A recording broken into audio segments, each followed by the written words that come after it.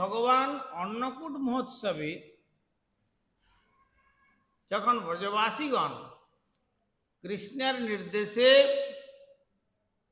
এই গিরিরাজ গোবর্ধনের পুজো করেছিলেন, শ্রীকৃষ্ণ তখন গোবর্ধনের রূপ ধারণ করে সমস্ত ভোজন করছিলেন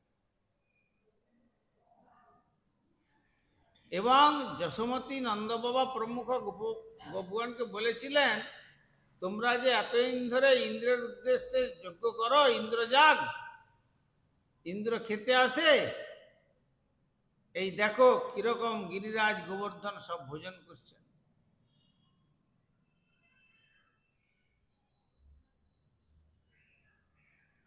তো এই বলে তাদেরকে দর্শন করিয়েছিলেন। কে? শ্রীকৃষ্ণই তখন গোবর্ধন রূপ ধারণ করেছিলেন।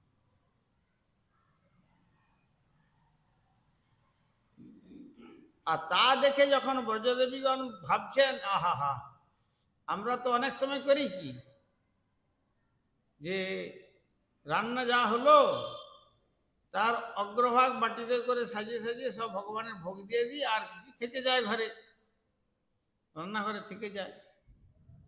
তারা বললেন, আমাদের যা পাত্র ছিল, পাত্র ভরে দধি, মাখন, ঘৃত, লাড্ডু, ক্ষীর আদি সমস্ত তো আমি নিয়ে এসেছি, কিন্তু এইরকম ভোজন করবেন বলে জানলে গিরিরাজ, তাহলে সেগুলো নিয়ে আসতাম। তো ভগবান অন্তর্যামী তাদের ভাবটা বুঝতে পারলেন, একাধারে নন্দবাবাকে দিয়ে পুজো করাচ্ছেন আর নিজেও পূজার প্রতি মনোনিবেশ করছেন। এক হাত মে পুজোতে হয়, এক রহে পূজা।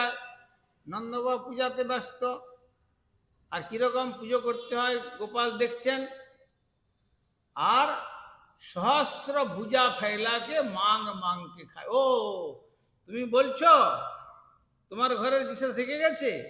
তখন গিরিরাজ গোবর্ধন রূপী গোবিন্দ তখন হাজার হাত বিস্তার করেছিলেন।